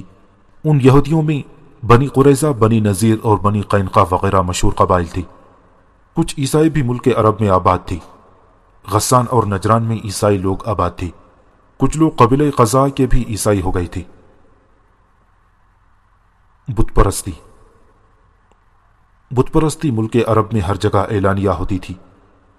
آن حضرت صلی اللہ علیہ وسلم سے 400 سال قبل شاپور بادشاہ فارس کے زمانے میں عمرو بن لحی بن حارثہ بن امر القیس بن ثعلبہ بن مازن بن ارد بن کہلان بن بابلیون بن سبانی جو حجاز کا بادشاہ تھا، سب سے پہلے خانہ کعبہ کی چھت پر ہیبل نامی بت رکھا اور مقام زمزم پر اصاف اور نائل 2 بت رکھی اور لوگوں کو ان کے پوجنے کی ترغیب دی۔ یہ عمرو بن لحی قیامت کا منکر تھا۔ بغوث، یعوق، نسردو، سواع وغیرہ بہت سے بت تھے جو قبیلوں میں بٹے ہوئے تھے، یعنی ہر قبیلہ اپنا جدا بت رکھتا تھا۔ ود مرد کی صورت تھا، نائلہ عورت کی صورت، سواع بھی عورت کی صورت پر تھا، یغوث شیر کی شکل تھا، یعوق گھوڑے کی اور نصر گدھ کی صورت پر تھا۔ طلسم اور جدیس دونوں کا ایک بت تھا۔ قبیلہ کلب 2 کی پرستش کرتا تھا جس کا مقام دومت الجندل تھا۔ بنی تمیم تیم کے پرستار تھی اور قبیلہ حزیل سوا کا مزہج اور قبائل یمن یغوث پوچھتے تھی اور مقام حمیر میں ذی القلع نصر کی عبادت کرتے تھی۔ ہمدان، یعوق، بنی ثقیف شہر طائف میں لات کی پوجا کرتے تھی۔ بنی ثقیف کی ایک شاخ بنی مغیث لات کے دربان مقرر تھی۔ قریش اور بنی کنانہ عزا کے پجاری تھی۔ بنو شیبہ عزا کے دربان تھی۔ اوس اور خزرج کے قبیلے منات کے پرستار تھی۔ بنی حوازن جہار کی، بکر تغلب اوال کی، بنی بکر بن وائل محرخ کی، بنی ملکان بن کنانہ سعاد کی، بنی عنترہ سعیر کی، بنی خولان عمیانس کی، بنی تی رضا کی، دوس ذوالکفین کی پوجا کرتے تھی۔ مذکورہ بتوں کے علاوہ جریش، شارق، عائم، مدان، اوف، مناف وغیرہ بہت سے مشہور بت ہیں جن میں سے ہر ایک کسی نہ کسی قبیلے کا معبود تھا۔ خانہ کعبہ میں بت پرستوں کا اجتماع ہوا کرتا تھا۔ ان مقررہ ایام میں اگر کوئی عرب خانہ کعبہ یعنی مکے تک نہ جا سکتا تھا تو ایک پتھر جس کو دوار کہتے تھے نصب کر دیتا اور اس کی گرد طواف کرتا۔ ملک عرب میں خانہ کعبہ کی طرح اور بھی بت پرستی کے کئی مرکز تھے۔ نہتفان نے ایک مکان بالکل خانہ کعبہ کے مشابہ بنا لیا تھا اور اس کا نام لیس رکھا تھا، اس کا بھی حج ہوتا تھا۔ بنی خثعم نے بھی ایک مکان بنوایا تھا، اس کا نام ذوالخلصہ تھا، اس کا بھی حج کرتی تھی۔ جبل احد کے قریب ایک معبد سائدہ کے نام سے مشہور تھا، عرب کے بت پرست اس کا بھی حج کرتے تھے۔ ربیہ کا معبد ذوالکعبات تھا، اس کا بھی طواف کیا جاتا تھا۔ نجران میں بھی ایک قبیلہ دار مندر تھا جو 300 کھالوں سے بنوایا گیا تھا، اس کو کعبہ نجران کہا جاتا تھا۔ اس کی زیارت کے لیے بت پرستان عرب اسی طرح جایا کرتے تھے جیسے خانہ کعبہ کی زیارت کو۔ نیز اس کو بت پرستوں نے حرم بھی بنا رکھا تھا، یعنی جو قاتل اس کے اندر چلا جاتا اس کو پھر کوئی آزار نہ پہنچایا جاتا تھا۔ خانہ کعبہ کی چھت پر ہیبل کے علاوہ ایک بت بھی تھا جس کا نام شمس تھا۔ حضرت ابراہیم علیہ الصلوۃ والسلام، حضرت اسماعیل علیہ الصلوۃ والسلام، حضرت عیسیٰ علیہ الصلوۃ والسلام، حضرت مریم علیہ الصلوۃ والسلام کی تصویریں بھی خانہ کعبہ میں پوجی جاتی تھیں۔ قربانی۔ بت پرست لوگ جب حج کو آتے تو قربانی کے لیے اونٹ بھی لاتے جن کو بتوں پر چڑھایا جاتا۔ ان اونٹوں کے گلے میں جوتا باندھ کر لٹکا دیتے اور ان کے کوہان کو زخمی کر دیتے تھے، جو علامت اس بات کی تھی کہ یہ قربانی کا اونٹ ہے۔ پھر کوئی شخص اس اونٹ سے تعرض نہ کرتا۔ اونٹوں کے بچے، بھیڑیں اور مختلف چوپائے بتوں پر قربان کیے جاتے تھے۔ بعض قبائل ان بتوں پر آدمی کی قربانی بھی چڑھاتے تھے۔ بعض مورخین کا قول ہے کہ عرب کے بت پرست توحید کے قائل تھے اور اللہ کو ایک جانتے تھے۔ ان بتوں کی پرستش وہ یوں کرتے تھے کہ یہ بارگاہ الہی میں ان کی سفارشی ہیں۔ ان میں بعض قبائل کا یہ عقیدہ تھا کہ جس شخص کی قبر پر اونٹنی ذبح کی جاتی ہے وہ قیامت کے دن اسی اونٹنی پر سوار ہو کر اٹھے گا۔ یہ عقیدہ دلیل اس بات کی ہے کہ وہ حشر و نشر اور یوم جزا کے قائل تھے۔ ستارہ پرستی۔ عرب جاہلیت میں ستارہ پرستی بھی خوب رائج تھی۔ مورخین کے پاس اس بات کے لیے کوئی دلیل موجود نہیں کہ عرب، مصر، یونان، ایران، ان چاروں ملکوں میں کون سا ایک ملک ستارہ پرستی کا استاد اور باقی تینوں اس کے شاگرد ہیں۔ بہرحال اس بات کا ثبوت دشوار ہے کہ عرب میں ستارہ پرستی باہر سے آئی ہے۔ قبیلہ حمیر سورج کو، قبیلہ کناہ چاند کو، قبیلہ تمیم دہران کو، لقم اور جزام مشتری کو، قبیلہ توئی سہیل کو، قبیلہ قیس شار العبور کو، اسد عطارد سیارے کو پوجتے تھے۔ اکثر قبیلوں کے بت پرستانوں کے نام سے موسوم تھے۔ پتھروں کے بت اور مشہور ستارے مشترک طور پر قبائل میں پوجے جاتے تھے۔ ستاروں کے طلوع اور غروب پر بڑے بڑے کاموں کا انحصار رکھتے تھے۔ کھلے میدانوں اور ریگستانوں میں بسر کرنے والے لوگوں کی توجہ ستاروں اور سیاروں کی طرف خصوصیت سے منعطف رہنا اور ان ستاروں میں سے بعض کو معبود ٹھہرا لینا کوئی تعجب کی بات نہ تھی۔ قرآن کریم کی سورہ نوح سے معلوم ہوتا ہے کہ حضرت نوح علیہ السلام کے زمانے میں بھی عراق و عرب میں یغوث، یعوث، ود، نصر، سوا وغیرہ کی پرستش ہوتی تھی، جو سب ستاروں کے نام ہیں۔ اس سے معلوم ہوا کہ ستارہ پرستی ملک عرب میں قدیم ایام سے رائج تھی۔ عرب کے ستارہ پرستوں میں چاند کے پرستار سب سے زیادہ تھے اور چاند سب سے محبوب سمجھا جاتا تھا۔ کہانت۔ عرب میں کاہن لوگ بڑی کثرت سے ہوتے تھے۔ کاہن وہ کہلاتا تھا جو اسرار کے جاننے اور غیب کی خبروں پر اطلاع رکھنے کا دعویٰ کرے۔ جو گزشتہ حالات کی خبر دے اس کو کاہن، اور جو آئندہ حالات کی خبر دے اس کو عراف کہتے تھے۔ غیب دانی کا دعویٰ کرنے والے مرد بھی ہوتے تھے اور عورتیں بھی۔ عرب کے کاہنوں میں افعی، جزیمہ، ابرش، شق، سطیح وغیرہ مشہور کاہن تھے۔ غیب دانوں کی ایک قسم ناظر کہلاتی تھی، جو آئینے پر یا پانی سے لبریز تشت پر نظر ڈالتے اور غیب کی باتیں بتاتے، یا حیوانات کی ہڈیوں اور جگر وغیرہ اعضاء کو دیکھ کر حکم لگاتے تھے۔ انہی میں تارقین حسی، سنگریزے پھینکنے والے اور گٹھلیاں پھینکنے والے بھی تھے۔ یہ سب کاہنوں کی قسم میں شمار ہوتے تھے، مگر ان کا مرتبہ عراف اور کاہن سے کم سمجھا جاتا تھا۔ ان سے بھی کم رتبہ تعویذ گنڈے والے تھے۔ فال، تفاول اور تشادم یعنی نیک فالی اور بدفالی کے بھی بہت قائل تھے۔ کوے کو بہت منحوس اور معجب فراق سمجھتے تھے۔ عربی زبان میں چونکہ کوے کو غراب کہتے ہیں، اس لیے مسافرت کو غربت اور مسافر کو غریب کہنے لگے، یعنی کوے کے اثر سے جدائی اور مسافرت میں انسان مبتلا ہوتا ہے۔ الو کو بھی بہت منحوس جانتے تھے۔ ان کے نزدیک الو کے بولنے سے موت اور ویرانی ہوتی تھی۔ چھینکنے کو بھی معجب بدفالی سمجھتے تھے۔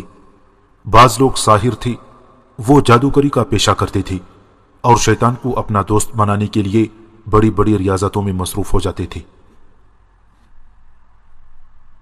عرب کی جنگجوئی۔ ذرا ذرا سی اور بہت سی معمولی باتوں پر ان میں جنگ چھڑ جاتی تھی۔ ایک دفعہ جب لڑائی شروع ہو جاتی تو پھر کئی پشتوں اور صدیوں تک برابر جاری رہتی۔ ان کی لڑائیوں میں کوئی بھی لڑائی ایسی نہیں ملتی جو کسی معقول اور اہم سبب کی بنا پر شروع ہوتی ہو۔ عرب جاہلیت کی لڑائیوں میں 100 سوا 100 لڑائیاں بہت مشہور ہیں۔ مثلا بعض، کلاب، فطرت، نخلاء، قرن، صوبان، حاتب وغیرہ۔ ان لڑائیوں سے کسی قبیلے یا ملک کو کبھی کوئی فائدہ نہیں پہنچا، بلکہ تباہی و بربادی اور نقصان جان و مال طرفین کو ہمیشہ برداشت کرنا پڑا۔ عرب جاہلیت میں ایک یہ رسم بھی تھی کہ جب دشمن پر قابو پا جاتے اور اس کے عیال و اطفال کو قید کر لیتے تو بلا امتیاز اور بلا تکلف سب کو قتل کر دیتے۔ لیکن قیدیوں میں سے کوئی شخص ان کے کھانے میں سے کچھ کھا لیتا تو قتل سے محفوظ ہو جاتا۔ جس کو قید سے آزاد کر دینا چاہتے تھے تو اول اس کے سر کے بال تراش لیتے۔ اس میں مبارزے کی لڑائیوں کا بڑا رواج تھا۔ صف بندی کر کے لڑنا ان میں راج نہ تھا۔ گھوڑوں اور ہتھیاروں کی نگہداشت کا ان کو بہت زیادہ خیال تھا۔ شمشیر زنی، تیر اندازی، شہ سواری، نیزہ بازی میں جس شخص کو کمال حاصل ہوتا اس کی بڑی عزت و توقیر کی جاتی اور اس کا نام فوراً دور دور تک مشہور ہو جاتا۔ بعض قبائل کو بعض فنون حرب اور اسلحے جنگ کے استعمال میں شہرت حاصل تھی۔ خاص تلواروں، نیزوں، کمانوں، گھوڑوں وغیرہ کے خاص نام یعنی اسماء علم تھے اور سارے ملک میں سمجھے اور پہچانے جاتے تھے۔ مثلا حرث بن ابی سمر غسانی کی تلوار کا نام زقوم تھا، عبد المطلب بن ہاشم کی تلوار کا نام عطشان اور مالک بن زبیر کی تلوار کا نام ذنون تھا۔ یہ سب کچھ دلیل اس امر کی ہے کہ عرب کے لوگ جنگ و قتال کے بے حد شائق تھے۔ یہی وجہ ہے کہ گھوڑے اور تلوار کے نام عربی زبان میں 1000 تک بتائے جاتے ہیں۔ عشق بازی۔ عرب جاہلیت میں پردے کا مطلق رواج نہ تھا، ان کی عورتیں آزادانہ مردوں کے سامنے آتی تھیں۔ مشاغل اور ضروریات زندگی کی کمی، آزاد مزاجی اور شاعری و مفاخرت، نیز ملک کی گرم آب و ہوا نے یہ مرض بھی ان میں پیدا کر دیا تھا۔ ان میں وہ آدمی کمینہ اور ذلیل سمجھا جاتا تھا جس کو کسی عورت سے کبھی عشق پیدا نہ ہوا ہو۔ عرب کے بعض قبائل اپنی عشق بازی کی وجہ سے مشہور تھے۔ مثلا بنی عذرا کے عشق کی یہاں تک شہرت تھی کہ عاشق بن بنی عذرا کی مثل مشہور ہے، یعنی فلاں شخص بنی عذرا سے بھی زیادہ عاشق مزاج ہے۔ ایک اعرابی سے کسی نے پوچھا کہ تو کس قوم سے ہے؟ اس نے جواب دیا، میں ایسی قوم میں سے ہوں کہ جب وہ عاشق ہوتے ہیں تو ضرور مر جاتے ہیں۔ اس کلام کو ایک لڑکی سن رہی تھی، وہ کہنے لگی، ازری و رب الکعبہ، رب کعبہ کی قسم تو ضرور ازری ہے۔ شاعری۔ عرب جاہلیت میں ایسا کوئی شخص نہ تھا جس کو شاعری کا سلیقہ نہ ہو۔ مرد، عورت، بچے، بوڑھے، جوان، سب کے سب تھوڑے بہت شاعر ضرور ہوتے تھے۔ گو یا وہ ماں کے پیٹ سے شاعری اور فصاحت لے کر پیدا ہوتے تھے۔ ان کی شاعری عموماً فی البدیہہ ہوتی تھی، سوچنے، غور کرنے، مضمون تلاش کرنے کی ان کو کوئی ضرورت نہ تھی۔ ان کو اپنی فصاحت اور قادر کلامی پر اس قدر غرور تھا کہ وہ ساری دنیا کو اپنے آگے گونگا جانتے تھے۔ مگر قرآن کریم نے نازل ہو کر اہل عرب کے غرور، فصاحت و بلاغت کی ایسی کمر توڑ دی، اور ان تمام فصیح و قادر الکلام اہل عرب کو قرآن کریم کے مقابلے پر ایسا نیچا دیکھنا پڑا کہ رفتہ رفتہ اہل عرب کا غرور، فصاحت جاتا رہا اور سب کو کلام الہی کے آگے سر تسلیم خم کرنا پڑا۔ سالانہ میلوں، تقریبوں اور حج کے موقعوں پر جس شخص کا قصیدہ مجلس مشاعرے میں سب سے زیادہ بہتر قرار دیا جاتا تھا، وہ فوراً سب سے زیادہ عزت و عظمت کا وارث بن جاتا تھا۔ شاعروں کی عزت ان کے نزدیک بہادر سپہ سالاروں اور بادشاہوں کے مساوی بلکہ ان سے زیادہ ہوتی تھی، اور حقیقت یہ ہے کہ قبیلوں کو لڑا دینا، قبیلوں کو غیر معمولی بہادر بنا دینا، لڑائی کو جاری رکھنا یا اس کو ختم کر دینا اس کے بائیں ہاتھ کا کھیل تھا۔ بہترین قصائد خانہ کعبہ پر لکھ کر لٹکا دیے جاتے تھے۔ چنانچہ ایسے 7 قصیدے جو سبع معلقات کے نام سے مشہور ہیں، امر القیس بن حجر گندی، زبیر بن ابی سلمہ مزنی، لبید بن ربیعہ، عمر بن کلثوم، انتراح ابسی وغیرہ کے مصنفات تھے۔ شکار کا شوق۔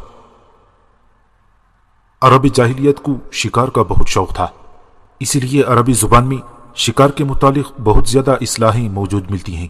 جو شکار داہنی طرف سے آ کر دائیں طرف چلا جاتا اس کو سانح، اور جو بائیں طرف سے آ کر بائیں طرف کو چلا جاتا اس کو بارح کہتے ہیں۔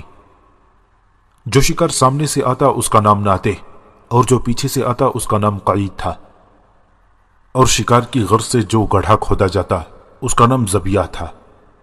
شکار کی طرف داؤ کرتے ہوئے پیٹ کے بل زمین پر چمٹے ہوئے جانے کو تلبد، اور شکاری کے محروم واپس آ جانے کو اقناق کہتے تھے۔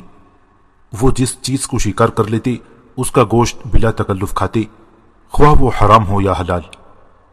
اسلام نے حرام و حلال کی قیود اور شکار کے لیے پابندیاں قائم کی ہیں۔ لباس و طعام۔ ملک عرب میں نہ ریشم پیدا ہوتا ہے نہ کپاس۔ یہ چیزیں اگر بعض صوبوں میں پیدا ہوتی ہیں تو بہت قلیل مقدار میں اور ملکی ضروریات کے لیے ناکافی۔ یمن میں قدیم ایام سے پارچہ بافی کا رواج ہے۔ عام طور پر اہل عرب کا لباس بہت ہی سادہ رہا ہے۔ گاڑھے کے کرتے میں چمڑے کے پیوند لگا کر پہننا بہت معمولی بات تھی۔ بعض اشخاص چمڑے کے چھوٹے چھوٹے ٹکڑوں کو سوئی کے ٹانکوں سے جوڑ کر چادر بنا لیتے تھے، اور یہ چادر بلا تکلف اوڑھنے یا بچھانے کے کام آتی تھی۔ اونٹ اور بھیڑ کے بالوں سے بھی کپڑے بنے اور تیار کیے جاتے تھے، اور زیادہ تر انہی کمبلوں کے خیمے اور فرش بنائے جاتے تھے۔ ڈھیلے ڈھیلے اور نیچے کرتے، تہبند اور سر پر رومال یا امامہ کا رواج تھا۔ عود، عنبر، لوبان، کافور خوشبوات سے وہ واقف تھے۔ اہل عرب کی خوراک بھی بہت سادہ اور بے تکلفانہ ہوتی تھی۔ خراب اور بدمزہ کھانوں پر بھی وہ قناعت کر لیتے تھے۔ گوشت کو سب سے زیادہ قیمتی اور لذیذ غذا سمجھتے تھے۔ دودھ، گوشت اور چینیاں وغیرہ غلہ عام طور پر تمام ممالک کی غذا تھی۔ پنیر، ستو، کھجور، روغن، زیتون، حریرہ وغیرہ کا بھی استعمال کرتے تھے۔ ٹڈیاں بھی جو اس ملک میں بکثرت ہوتی ہیں کھاتے تھے۔ آٹے کو چھلنی میں چھاننے کا رواج عام نہ تھا۔ بلا چھنے ہوئے آٹے کی روٹی پکا کر کھاتے تھے۔ سوسمار بھی پکا کر خوب مزے سے کھاتے تھے۔ کھانا کھانے کے آداب بھی بہت ادنی درجے کے تھے، جن کا اندازہ ان احکام نبوی صلی اللہ علیہ وسلم سے بخوبی ہو سکتا ہے کہ جو کھانے پینے کے متعلق احادیث میں موجود ہیں، اور جن میں بہت سی بدتمیزیوں سے منع کیا گیا ہے، اور انسان کو دسترخوان پر بسیاری خوری، بے شرمی، کثیف المزاجی اور لایانی باتوں سے باز رہنے کی تاکید کی گئی ہے۔ غارت گیری، جیسا کہ اوپر بیان کیا جا چکا ہے، عرب میں دو قسم کے لوگ تھے۔ ایک وہ جو شہروں اور بستیوں میں آباد تھے، دوسرے وہ جو خانہ بدوشی کی حالت میں پھرتے تھے اور تعداد میں بہت زیادہ تھے۔ شہری لوگوں میں اگرچہ حقوق ہمسایہ کی رعایت، امانت داری، دیانت وغیرہ صفات تھی، مگر تجارت میں مکر و دغا، دھوکے بازی وغیرہ عیوب ان میں بھی موجود تھے۔ خانہ بدوش یا بدوی رہزنی اور ڈاکہ ڈالنے میں بے حد مشتاق تھے۔ مسافروں کو لوٹ لیتے اور زبردستی کسی کا مال چھین لینے کی سب کو عادت تھی۔ کسی شخص کو تنہا سفر میں پاتے تو اس کا مال چھین لیتے اور اس کو غلام بنا کر بیچ ڈالتے۔ راستوں میں کنویں بنے ہوئے ہوتے، ان کو گھاس وغیرہ میں چھپا دیتے کہ مسافر کو پانی نہ مل سکے اور پیاس سے مر جائے، تو بلا زحمت اس کا مال ہاتھ آئے۔ چوری میں بھی خوب مشاق تھے۔ بعض تو چوری میں اس قدر مشہور تھے کہ ان کے نام بطور ضرب و مثل مشہور ہوئے۔ ان چوروں کو زبان العرب، عرب کے بھیڑیے بھی کہا جاتا تھا۔ تکبر، تکبر کی رذیل صفات بھی عرب جاہلیت میں حد کو پہنچی ہوئی تھی۔ جزیمہ ابرش کے تکبر کی یہ حالت تھی کہ کسی کو اپنا وزیر و مشیر اور ہم نشین نہیں بنایا۔ وہ کہتا تھا کہ فرقدین ستارے میرے ہم نشین ہیں۔ بنی مخزوم بھی تکبر کے لیے کافی شہرت رکھتے تھے۔ اسی طرح بہت سے قبائل اس رذیل صفت میں ممتاز اور مشہور عوام تھے، لیکن اس عیب سے خالی کوئی بھی قبیلہ نہ تھا۔ اسی تکبر کا نتیجہ تھا کہ انبیاء، رسول اور ہادیہ نے برحق کے وعظ سننے اور احکام الہی کی فرما برداری کرنے کو بھی وہ عیب جانتے تھے۔ شتر کینہ، اگر کسی قاتل یا دشمن پر اس کی زندگی میں دسترس حاصل نہ ہو سکتی تو اس کے بیٹے، پوتوں اور رشتہ داروں سے بدلہ لیتے تھے، اور جب تک انتقام نہ لے لیں چین سے نہ بیٹھتے تھے۔ اگر سبب عداوت یاد نہ رہی، عداوت پھر بھی یاد رہتی۔ بہت سے لوگوں کو صرف اس لیے قتل کر دیتے تھے کہ ہم کو ان سے دشمنی ہے اور ان کا قتل کرنا ضروری ہے، لیکن یہ نہ بتا سکتے تھے کہ ان سے کیوں دشمنی ہے۔ مراسم ماتم، جب کوئی شخص مر جاتا تو اس کے عزیز و اقارب اپنا منہ کھسوٹتے اور بال نوچتے اور ہائی وائی کرتے تھے۔ عورتیں بال کھولے، سر پر خاک ڈالے جنازے کے پیچھے پیچھے چلتی تھیں۔ جس طرح ہندوستان میں ہندو لوگ مردے کے غم میں سر کے بال اور داڑھی مونچھ منڈوا دیتے تھے، عرب جاہلیت میں عورتیں بھی بلوائی جاتی تھیں۔ وہ خوب زور و کوش سے نوحہ کرتی تھیں۔ دفن سے فارغ ہو کر دسترخوان بچھایا جاتا اور ان نوحہ کرنے والیوں کو کھانا کھلایا جاتا۔ اسلام نے ان تمام مراسم جاہلیت کو مٹایا، لیکن تعجب ہے کہ ہندوستان کے مسلمانوں میں تیجا، 10واں، 20واں، 40واں، 6 ماہی اور برسی اب بھی موجود ہے، اور عرب جاہلیت کی تکلیف ابراہیم کا ماتم ہم اپنی آنکھوں سے دیکھ رہے ہیں۔ انا للہ و انا الیہ راجعون۔ توہم پرستی اور ضعیف الاعتقادی، جنوں، دیووں اور پریوں کے بھی قائل تھے۔ ان کا اعتقاد تھا کہ پریاں انسانی مردوں پر عاشق ہو جاتی ہیں اور جن انسانی عورتوں سے تعلق پیدا کر لیتے ہیں۔ جنوں کو وہ غیر مرئی مخلوق سمجھتے ہیں، مگر ساتھ ہی یقین رکھتے تھے کہ مجردات اور مادیات سے مل کر اولاد پیدا ہو سکتی ہے۔ چنانچہ اہل عرب کا عقیدہ تھا کہ جرہم انسان اور فرشتے کے تناسل سے پیدا ہوا تھا۔ یہی عقیدہ ان کا شہر سبا کی ملکہ بلقیس کی نسبت تھا۔ عمر بن بربو کی نسبت ان کا خیال تھا کہ آدمی اور غول بیابانی کے تناسل سے پیدا ہوا تھا۔ جس اونٹنی کے 5 بچے ہو چکے ہوں اور 5واں نر ہو اس کو بحیرہ کہتے ہیں، اور اس کا کان چھید کر چھوڑ دیتے تھے۔ وہ جہاں چاہے کھاتی پھرتی پھرے، کوئی اس سے تعرض نہیں کرتا تھا۔ اگر بھیڑ کے نر بچہ پیدا ہوتا اس کو بتوں پر چڑھا دیتے، مادہ ہوتا تو اپنے پاس رکھ لیتے۔ اگر 2 بچے نر و مادہ پیدا ہوتے تو اس کی قربانی نہیں کرتے۔ اس کا نام وسیلہ ہوتا تھا۔ جس نراونٹ کی جفتی سے 10 بچے پیدا ہو چکے تھے اس کی بڑی عزت کرتے تھے، نہ اس پر بوجھ ڈالتے نہ خود سوار ہوتے، اور سانڈ کی طرح آزاد چھوڑ دیتے تھے۔ اس کا نام جام ہوتا تھا۔ بتوں کے سامنے یا بت خانوں کی دیوڑی پر 3 تیر رکھے رہتے تھے، ایک پر لا دوسرے پر نعم لکھا ہوتا۔ یہ تیر ایک ترکش میں ہوتے۔ جب کوئی خاص اور اہم کام درپیش ہوتا تو جاتے اور ترکش میں سے ایک تیر نکالتے۔ اگر لا والا تیر نکل آتا تو اس کام سے باز رہتے، نام والا نکلتا تو اجازت سمجھتے، خالی تیر نکلتا تو پھر دوبارہ تیر نکالتے، یہاں تک کہ لا اور نام میں سے کوئی ایک نکل آتا۔ رتم ایک قسم کا درخت ہے۔ جب کہیں سفر میں جاتے تو جاتے وقت رتم کی کسی باریک شاخ میں گیرہ لگا جاتے۔ سفر سے واپس آ کر دیکھتے کہ اس شاخ میں گیرہ لگی ہوئی ہے یا کھل گئی ہے۔ اگر گیرہ لگی ہوئی ہوتی تو سمجھتے ہماری بیوی پاک دامن رہی ہے۔ اگر گیرہ کھلی ہوئی پاتے تو یقین کر لیتے کہ عورت نے ہماری غیر موجودگی میں ضرور بدکاری کی ہے۔ جب کوئی شخص مر جاتا تو اس کی اونٹنی کو اس کی قبر کے پاس باندھ کر آنکھیں اس کی بند کر دیتے، یہاں تک کہ وہ مر جاتی، یا اس اونٹنی کے سر کو اس کی پشت کی جانب کھینچ کر سینے کے قریب لا کر باندھ دیتے اور اسی حالت میں چھوڑ دیتے یہاں تک کہ وہ مر جاتی۔ یہ کام ان کے عقیدے کے موافق اس لیے کیا جاتا تھا کہ مرنے کے بعد یہ شخص جب قبر سے اٹھے گا تو اس اونٹنی پر سوار ہو کر اٹھے گا۔ ان کا عقیدہ تھا کہ جب کوئی شخص کسی بستی میں جائے اور وہاں کی وبا اس کا خوف ہو تو چاہیے کہ اس بستی کے دروازے پر کھڑا ہو کر خوب زور سے گدھے کی سی آوازیں نکالی تاکہ وبا سے محفوظ رہے۔ جب کسی کے پاس 1000 سے زیادہ اونٹ ہو جاتے تو اس میں جو سانڈ ہوتا اس کی دونوں آنکھیں نکال لیتے تاکہ تمام اونٹ نظر بد سے محفوظ رہیں۔ جب کسی اونٹ کو دارالعر یعنی خارش کا مرض ہو جاتا تو مریض کو نہیں بلکہ تندرست اونٹ کو داغ دیتے اور یقین رکھتے کہ اس کے اثر سے بیمار اونٹ اچھا ہو جائے گا۔ تو نے غیر کو تو چھوڑ دیا اور اس کے گناہ میرے اوپر اس طرح لا دیا جیسے ار کی بیماری کے مریض اونٹ کو چھوڑ کر اس کے عوض تندرست اونٹ کو جو مزے سے چل رہا ہوتا ہے داغ دیا جاتا ہے۔ یہ شعر نابغہ کا تھا۔ اسی طرح جب کوئی گائے پانی نہ پیتی تو بیلوں کو مار دے۔ ان کا عقیدہ تھا کہ جب بیلوں پر سوار ہو جاتا ہے اور گائیوں کو پانی پینے سے روکتا ہے۔ ان کا عقیدہ تھا کہ اگر مقتول کا بدلہ قاتل سے نہ لیا تو مقتول کی کھوپڑی میں سے ایک پرند جس کا نام ہاما ہے وہ نکلتا ہے اور جب تک انتقام نہ لیا جائے برابر چیختا پھرتا ہے کہ مجھے پانی پلاؤ، مجھے پانی پلاؤ۔ ان کا عقیدہ تھا کہ ہر انسان کے پیٹ میں ایک سانپ رہتا ہے، جب وہ سانپ بھوکا ہوتا ہے تو پسلی کی ہڈیوں پر سے گوشت نوچ کر کھاتا ہے۔ ان کا عقیدہ تھا کہ اگر کسی عورت کے بچے مر جایا کرتے اور وہ عورت کسی شریف متمول آدمی کی لاش کو خوب اپنے پاؤں سے کچلے تو پھر اس کے بچے جینے لگتے ہیں۔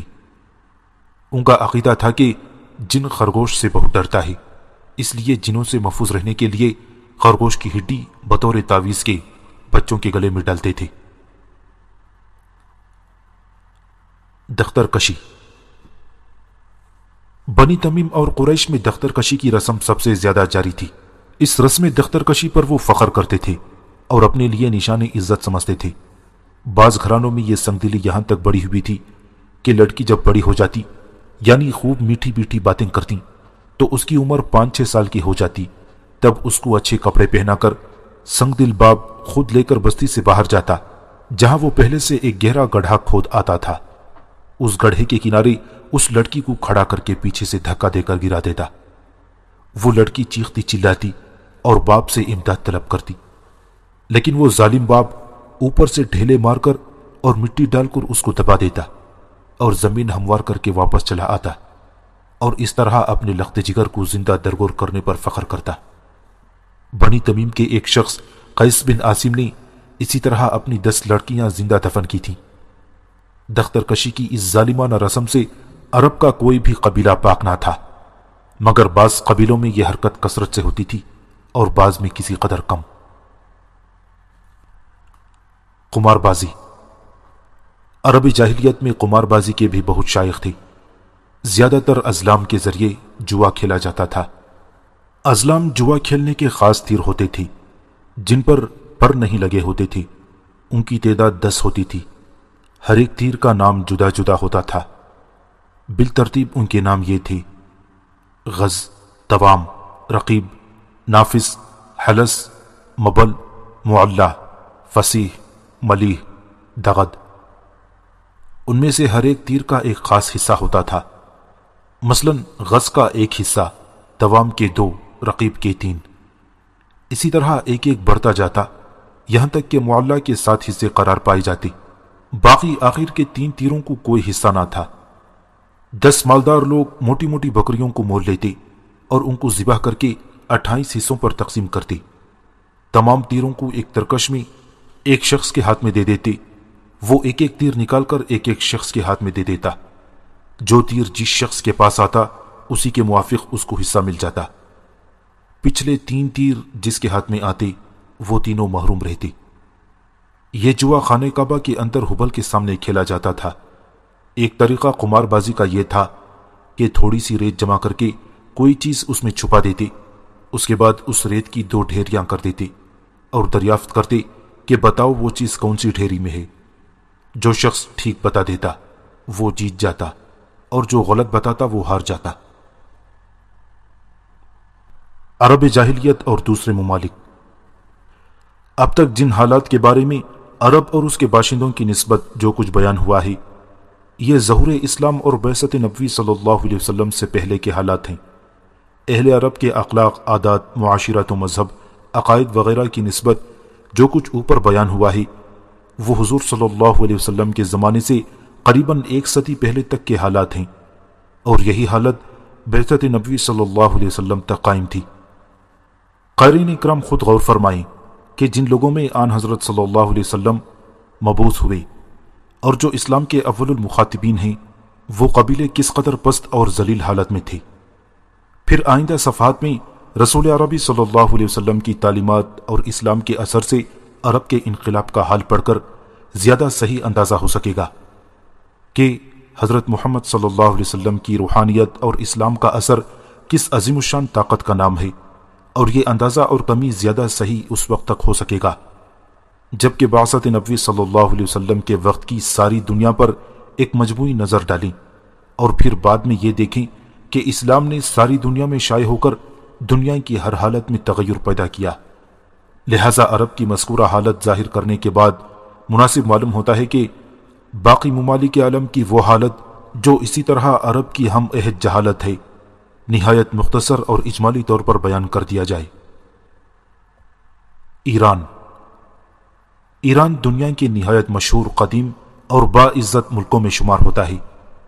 عہد قدیم میں ماآبادی مذہب اس ملک میں رائج تھا۔ پھر ماآبادی مذہب کی اصلاح تو تجدید کے لیے بہت سے پیشوایان مذہب بطور مجدد اس ملک میں ظاہر ہوتے رہے اور اصلاح دین کا کام کرتے رہے۔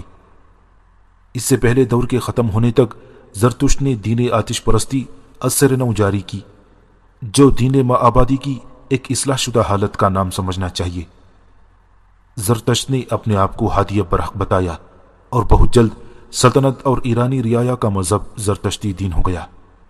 ایرانیوں نے غالباً دنیا میں سب سے زیادہ ترقی کی۔ ایرانیوں کے انتہائی عروج کے زمانے میں ان کی حکومت بحر روم بلکہ بحر مصر سے کوچین اور منگولیا اور کوہ ہمالیہ و خلیج و فارس کے بحر خزر و کوہ الٹائی تک وسیع تھا۔ تمام بر اعظم ایشیا میں ان کا تمدن غالب تھا۔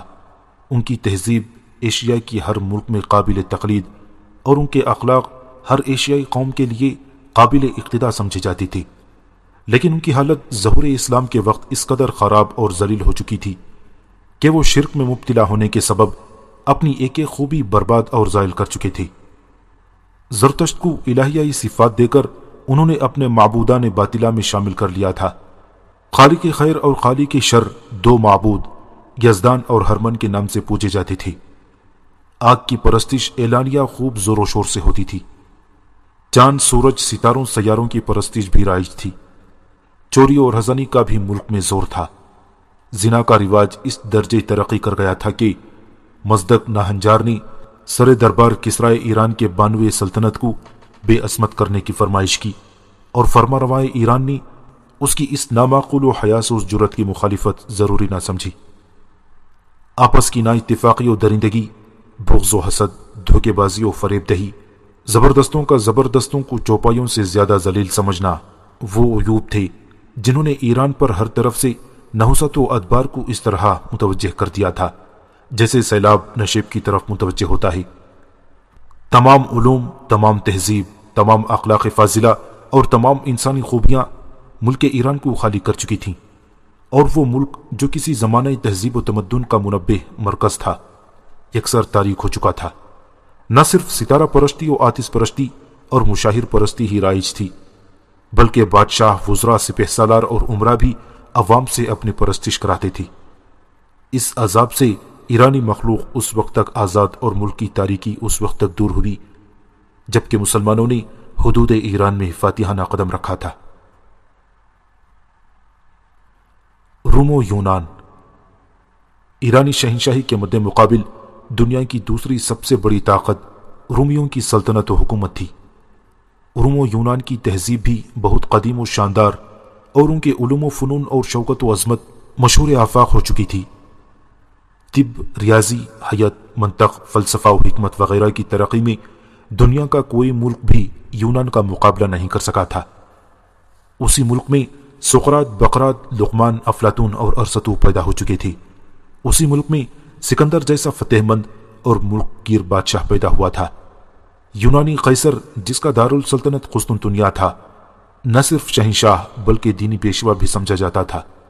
باوجود ان مادی اور علمی ترقیات کے 6 اور 7ویں صدی عیسوی میں روم اور یونان اس قدر ذلت اور پستی کے حالات کو پہنچ چکے تھے کہ ایران کی تاریکی روم و یونان کی تاریکی سے ہرگز زیادہ نہ تھی۔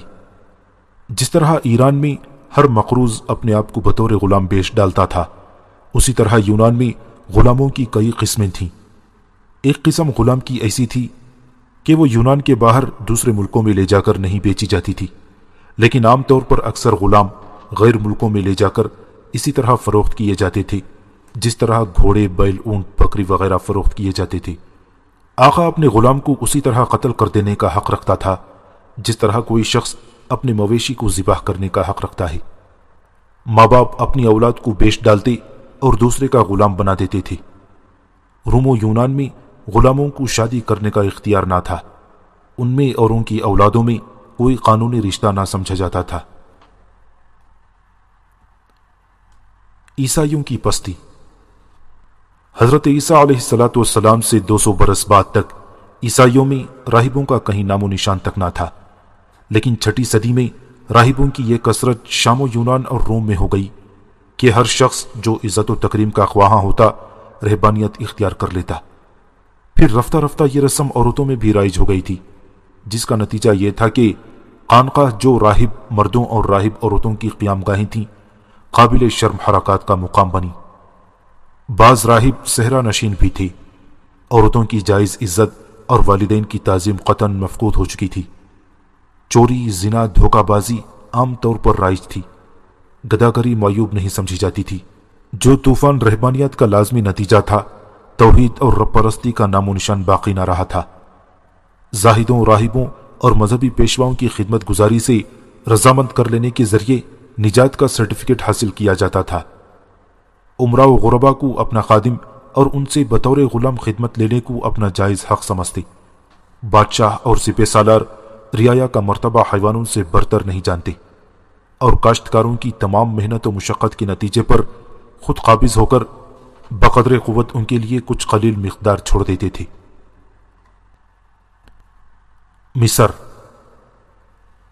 مصر کی قدامت کا تصور اور مصری تمدن کی عظمت کا اندازہ کرنے کے لیے اہرام مصری ابو الہول کے مجسمے اور موجودہ زمانے میں تہخانوں سے برآمد ہونے والی خبروں سے بہت کچھ مدد مل سکتی ہے۔ مصر چونکہ ایک زرعی ملک ہے، لہذا قدیم مصریوں کی طاقت جب ذرا کمزور ہوئی تو وہ بیرونی ممالک اور بیرونی اقوام کے حملوں کی آماجگاہ بن گیا۔ مصر پر ایرانیوں، یونانیوں اور رومیوں نے بار بار حملے کیے اور بہت دنوں تک قابض و متصرف رہے۔ قیاس چاہتا ہے کہ ان حملہ آوروں کی تہذیب و تمدن نے بھی مصر پر اپنا اثر ڈالا ہوگا اور مصریوں کی تہذیب نے ضرور ترقی کی ہوگی۔ عیسائی مذہب رومیوں کے عہد حکومت میں مصریوں کے اندر رائج ہوا ہوگا۔ مصر کی آبادی کا ایک معقول حصہ عیسائی مذہب قبول کر چکا تھا، مگر اسلام کے مصر میں داخل ہونے سے پہلے مصر کی حالت نہایت پست اور ہر ایک اعتبار سے بے حد ذلیل ہو چکی تھی۔ عیسائیت کی حالت مصر میں بت پرستی سے زیادہ بہتر نہ تھی۔ بت پرست مصریوں میں تمام وہ عیوب موجود تھے جو کسی ذلیل سے ذلیل بت پرست قوم میں ہو سکتے ہیں۔ رومی اور یونانی جو فاتح و حکمران قوم سمجھے جاتے تھے، رعایا کو چوپایوں سے زیادہ ذلیل سمجھتے تھے۔ جو عیب یونانیوں اور رومیوں کے اندر موجود تھے وہ سب کے سب زیادہ خراب حالت میں مصر کے اندر دیکھے جاتے تھے۔ غلامی نہایت ظالمانہ انداز میں رائج تھی۔ زناکاری اور غارت گیری کے لیے ترغیب اور اصول و قواعد بنا لیے گئے تھے۔ قتل انسان معمولی تفریح گاہوں کے لیے تفریح سمجھا جاتا تھا۔ عورتوں کو خودکشی کی ترغیب دی جاتی تھی۔ غرض کہ مصر کی تاریکی بھی کسی ملک کی تاریکی سے کم نہ تھی، اور تہذیب و شائستگی کی علامات مصریوں کے اعمال و اخلاق سے بالکل معدوم تھیں، اور جہالت و تاریکی جس قدر چاہو موجود تھی۔ ہندوستان۔ اشوک، چندرگپت اور وکرماجیت بڑے بڑے نامور مہاراجے ہندوستان میں گزر چکے تھے۔ حیات، ریاضی، فلسفہ وغیرہ علوم پر ہندوؤں کو خاصی طور پر ناز تھا۔ کرشن، رام چندر اور گوتم بدھ جیسے بانیان مذاہب کی حکایات، مہابھارت اور رام لیلا کے رمزیہ افسانے بھی ان کو یاد تھے۔ لیکن جس زمانے کی دنیا کا ہم اس وقت معائنہ کر رہے ہیں، اس زمانے میں بدھ مذہب ہندوستان سے خارج ہو رہا تھا اور برہمنی مذہب بتدریج زور پکڑتا جا رہا تھا۔ ہندوستان کے کسی ایک بڑے صوبے پر بھی کوئی ایک عظیم الشان سلطنت و حکومت قائم نہ تھی۔ تمام ملک میں بت پرستی کا زور و شور اور خوب دور دورہ تھا۔ بدھ اور برہمنی دونوں مذہبوں میں بتوں کی پوجا یکساں طور پر معجب نجات سمجھی جاتی تھی۔ برہمنوں اور بدھوں کے بت اکثر مندروں میں ایک دوسرے کے پہلو با پہلو رکھے ہوتے تھے اور بڑے جوش عقیدت کے ساتھ پوجے جاتے تھے۔ چینی سیاح لکھتا ہے کہ ہندوستان کا ایک بھی گھر بتوں سے خالی نہ تھا۔ بام راگیوں کے پلید اور حیاسوز مسلک نے ملک کے ہر حصے میں مقبولیت اور ہر دل عزیزی حاصل کر لی تھی۔ زناکاری کے لیے مصریوں کی طرح اصول و قواعد مقرر ہو کر داخل مذہب سمجھے گئے تھے۔ سندھ کے راجاؤں میں ایسی مثالیں موجود تھیں کہ حقیقی بہنوں سے انہوں نے شادیاں کیں۔ جب راجاؤں اور حکمرانوں کی یہ حالت تھی تو عوام کی بدتمیزیاں کچھ ان سے بھی بڑھ کر رہی ہوں گی۔ اسی زمانے کی بعض تصنیفات جو آج پرانوں میں اور مذہبی کتابوں کی صورت میں دستیاب ہوتی ہیں، ہندیوں کی اخلاق کو نہایت پست اور ان کی معاشرت کو بے حد قابل شرم ظاہر کرتی ہے۔ ستاروں، سیاروں، پہاڑوں، دریاؤں، درختوں، حیوانوں، سانپوں، پتھروں اور شرمگاہوں کی پرستش ملک ہندوستان میں رائج تھی اور ہر طرف جاری و ساری تھی۔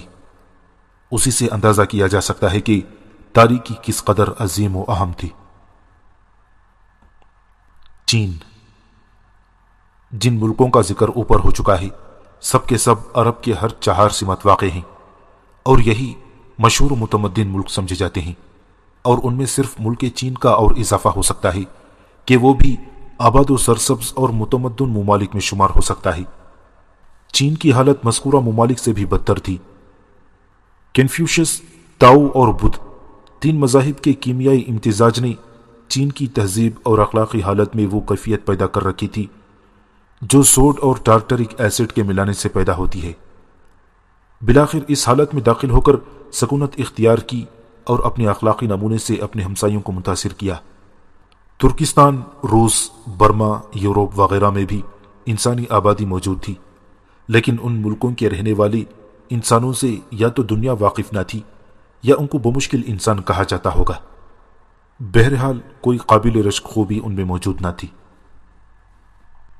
خلاصہ کلام، مذکورہ باحالات کے پڑھنے سے یہ بات آسانی سے ذہن نشین ہو سکتی ہے کہ آن حضرت صلی اللہ علیہ وسلم کے مبعوث ہونے سے پہلے اور آپ کی بعثت کے وقت ساری کی ساری دنیا تاریک ہو چکی تھی، اور ربائے مسکون پر جہالت کی اندھیری رات اس طرح چھائی ہوئی تھی کہ کسی حصے اور کسی ملک میں کوئی ٹمٹماتی ہوئی روشنی مطلق نظر نہیں آتی تھی۔ دنیا پر اس سے پہلے ایسا وقت نہیں آیا تھا کہ ایک ہی وقت میں ہر جگہ تہذیب، تمدن، اخلاق، علم، حکمت، معرفت الہی سب کے سب اس طرح برباد ہوئے ہوں اور تمام ربائے مسکونہ تیرا اتار ہو گیا ہو۔ ہر ملک میں اللہ تعالیٰ کے رہبر اور ہادی اور رہنما آتے رہے، اور ایک کے بعد دیگرے روشنی اور تاریکی کے دور دورے رات اور دن کی طرح نمودار ہوتے رہے۔ لیکن چونکہ اب تمام ملکوں یعنی دنیا کے لیے ایک ہی ہادی برحق مبعوث ہونے والا تھا، لہذا اللہ تعالیٰ نے تمام ہادیوں اور ہر ملک کے رہبروں کی لائی ہوئی تعلیمات کے زمانے کو ایک ہی مقررہ وقت میں ختم کر کے ہر ملک اور دنیا کے ہر حصے میں نئے ہادی اور نئے ہدایت نامے کی ضرورت کو پیدا کر دیا تھا، اور ساری کی ساری دنیا ایک زبان ہو کر زبان حال سے کسی ہادی اور ہدایت کی خواہش کا اظہار کر رہی تھی۔ چنانچہ اللہ تعالیٰ نے اس کامل ہادی اور ختم رسول کی بعثت اور پیدائش کے لیے ملک عرب کو انتخاب کیا، اور ربائے مسکون کی اس تاریک شب کے ختم کرنے کے لیے مکہ مکرمہ سے آفتاب رسالت طلوع ہوا، اور اس نے طلوع ہو کر تمام دنیا کو اپنی نورانی شعاعوں سے منور کر دیا۔ ہم کو اپنی کتاب اس طلوع آفتاب سے ہی شروع کرنی ہے، مگر اصل مدعے کے شروع کرنے سے پیشتر اس سوال کا جواب دینا اور باقی ہے کہ آپ صلی اللہ علیہ وسلم کی بعثت کے لیے ملک عرب ہی کیوں پسند کیا گیا تھا، اور دوسرے ملک میں نبی آخر الزماں کو کیوں نہ پیدا کیا گیا۔ عرب کا انتخاب۔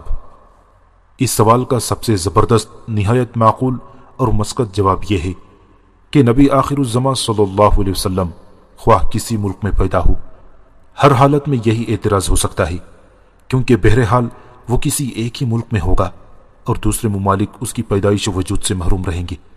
پس جبکہ یہ صورت بہرحال شدنی ہے تو اعتراض کرنے والوں کے لیے اعتراض کا کوئی حق باقی نہیں۔ دوسرا جواب یہ ہے کہ دنیا کے دوسرے تمام مشہور ممالک کسی ناقوس، کسی قدیم زمانے میں ایک ایک مرتبہ ضرور ترقی یافتہ اور عروج کی حالت میں رہ چکے تھے۔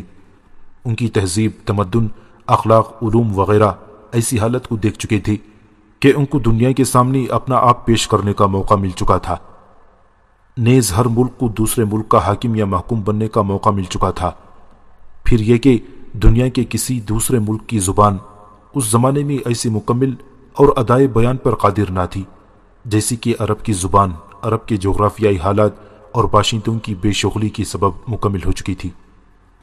اگر عرب کے سوا کسی دوسرے ملک میں وہ کامل نبی مبعوث ہوتا تو اس ملک کے باشندے یعنی اول الصحابہ چونکہ پہلے دوسرے ملکوں پر قابض و متصرف رہ چکے تھے، لہٰذا اس نبی کی ہدایت اور ہدایت نامے کا قوی اثر اپنی پوری اور حقیقی شان دنیا پر ثابت نہ کر سکتا، اور ان کا ایک بڑا حصہ ایک اس ملک کی قدیم روایت کی طرف منسوب ہو جاتا۔ اس نبی کے ذریعے تہذیب، اخلاق اور تہذیب نفس کا جو عظیم الشان کام انجام پانے والا تھا، وہ بھی اس ملک و قوم کی قدیمی روایات سے منسوب ہو کر نبی آخر الزماں اور خاتم الکتب کے عظمت و جلال کا ظاہر اور ثابت کرنے والا نہ ہوتا۔ کامل ہدایت نامے کے لیے ضرورت تھی کہ وہ ایسی زبان میں نازل ہو جو دنیا کی زبانوں میں حد کمال تک پہنچ چکی ہوں۔ عربی کے سوا کوئی دوسری زبان ایسے ہدایت نامے کی جو قیامت تک کے لیے ہر ملک اور ہر قوم کے لیے نازل ہو متحمل نہیں ہو سکتی تھی۔ اس لیے ضرورت تھی کہ آن حضرت صلی اللہ علیہ وسلم ملک عرب میں پیدا ہوں۔ اہل عرب نہ کسی غیر ملک کے محکوم بنے تھے اور نہ کسی غیر ملک پر قابض و متصرف ہوئے تھے۔ عربوں کے لیے دنیا کا ہر ایک ملک اور ہر ایک قوم یکساں حیثیت رکھتی تھی۔ وہ جب اسلام کو لے کر نکلے ہیں تو ہسپانیہ یعنی بحر اٹلانٹک کے ساحل مشرقی سے چین یعنی بحر چین کے مغربی ساحل تک ساری آباد و متمدن دنیا کے ملک اور قومیں ان کی نظر میں یکساں تھی۔ وہ سب سے اجنبی تھے اور سب ان سے اجنبی، لہذا اللہ تعالیٰ نے جب ساری دنیا کے لیے ایک مذہب تجویز کیا تو وہ مذہب ایک ایسی قوم کے ذریعے ساری دنیا میں شائع کیا جو سب کے لیے یکساں بے تعلق قوم ہو۔ عرب کے اخلاق، تہذیب اور تمدن میں چونکہ اس سے پہلے کوئی ترقی نہیں کی تھی، لہذا اس عالمگیر مذہب نے ان کو یکایک سب سے زیادہ شائستہ سب سے زیادہ مہذب، سب سے زیادہ با اخلاق، سب سے زیادہ متمدن اور ساری دنیا کا استاد اور رہبر بنا کر ثابت کر دیا کہ عرب کی ان تمام محیر العقول ترقیات کا سبب اسلامی تعلیم کے سوا اور کچھ نہیں ہے۔ اور آن حضرت صلی اللہ علیہ وسلم کی روحانیت ایسی زبردست ہے کہ دنیا کی ہر قوم اور ہر ملک ہر زمانے میں اس سے فیضیاب ہو سکتا ہے۔ نیز یہ کہ دنیا کے تمام ہادی اور تمام انبیاء قوموں کے لیے جس قدر تعلیمات اور ہدایت نامے لے کر آئے تھی وہ سب کے سب اصولی طور پر قرآن مجید میں موجود ہیں۔ اور رسول عربی امی لقب صلی اللہ علیہ وسلم کی ذات جامع جمیع الکمالات نبوہ و انسانیہ ہے۔ آخر میں چند فقرے غالباً تاریخ نویسی اور مورخ کی شان سے کسی قدر الگ سمجھے جائیں، لیکن چونکہ میں یہ تاریخ مسلمانوں کے مطالعے کے لیے لکھ رہا ہوں اور مجھے امید ہے کہ مسلمان ہی اس کو سب سے زیادہ مطالعہ کریں گے، میں خود بھی بحمد للہ تعالی مسلمان ہوں، پس اسلام اور آن حضرت صلی اللہ علیہ وسلم کے حالات شروع کرتے ہوئے ان بے ساختہ زبان قلم تک آ جانے والے فقروں کو واپس نہیں لوٹا سکتا۔ اگر مورخین یا تاریخ نویسیوں کی مجلس میں یہ کوئی عیب کی بات مجھ سے سرزد ہوئی ہے تو میں بہت خوش ہوں کہ مورخین کے گروہ سے خارج ہو کر مسلمین کے گروہ میں ضرور شامل کیا جاؤں گا۔